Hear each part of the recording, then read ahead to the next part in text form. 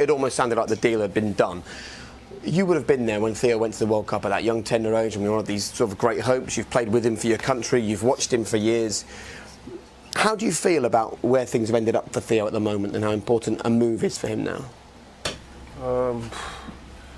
He burst onto the scene and everyone was talking about the potential he had, and yet rightly so. But for me, I don't think he's fulfilled that potential. He should have been going into this Arsenal team and being a mainstay and taking over the mantle as the go-to guy with the ability, the pace, the power, how direct he was.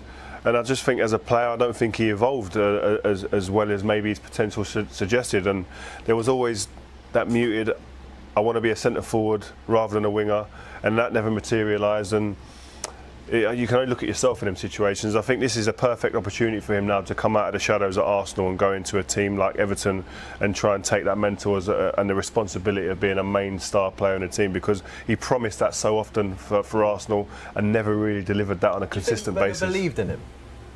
I think he had belief in him, and he had belief for him to fulfil the potential, but I just don't think he ever did that.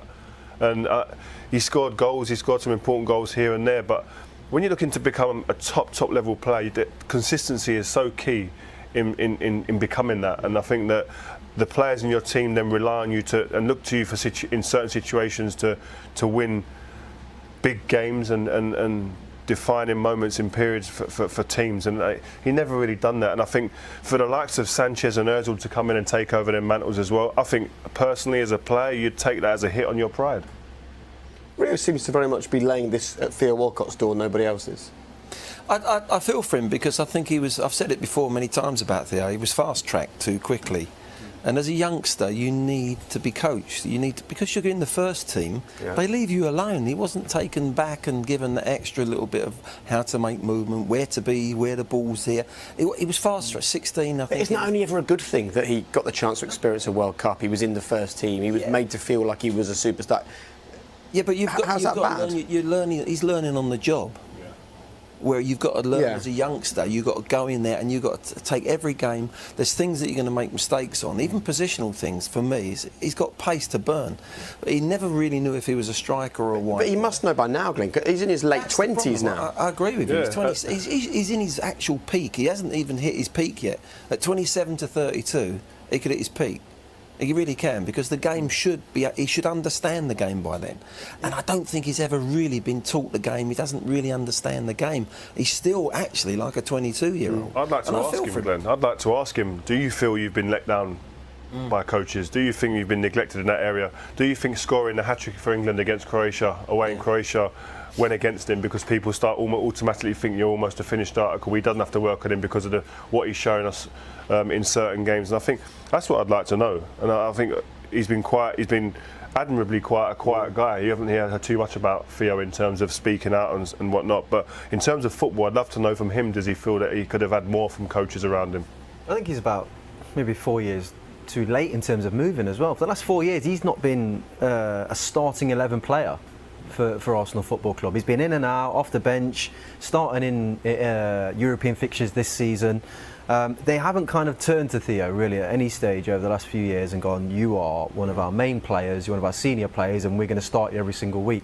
That for me would have been alarm bells, and I think he should have probably looked at that point then and gone, I need to kick on and go and make myself the player that I believe I can be somewhere else, because this isn't the place for that. He may get the opportunity to do that now. If any player gets treated like that, you're never going to get your true potential. You're never going to feel, like we said about Son earlier, he's gone on leaps and bounds. He feels a part of that first 11 now, that spine of the team.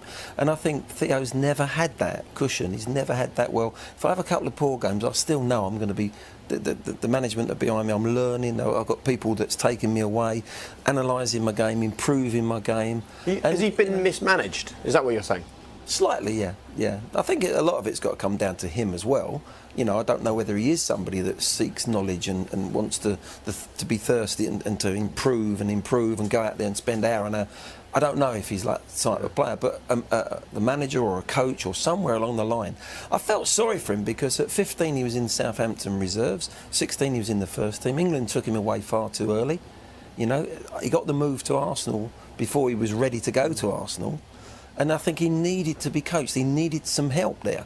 And if you haven't got the right experienced players that are going to put their arm around him, or the coaches there, it's going to take him a hell of a long time to learn what he needs to do. I've just watched him over the period of time not go where he could have done, because he's got the talent. That's and it the sad frustrates thing. you, I think, because he's got all the tools to go on and be a game changer at the top level, because the pace he possesses, he can take any defender out of the game.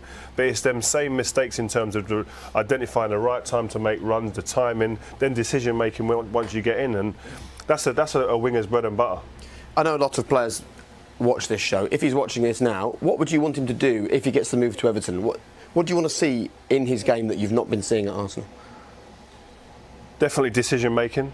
Be more decisive in that area, but also just the runs and being direct. And there are times in his Arsenal career where you think the penny's dropped, he's on it, and then all of a sudden he's out of the team again through performance or whatnot, or whatever Arsene Wenger deemed for him to come out of the team. And I think the level of consistency to go into a team and really push on and show people, this is why I went on the plane early to a World Cup, this is why I was in the England squad so early, this is why I was in the team. See, I've watched him. I still would love to just see him be brilliant, because you saw this great kid, you know. It's promises so much. Oh, absolutely. Consistency is key. Yeah. Simple as that, and he'll achieve that if he gets to play week in, week out. Okay, interesting chat. Thanks, guys.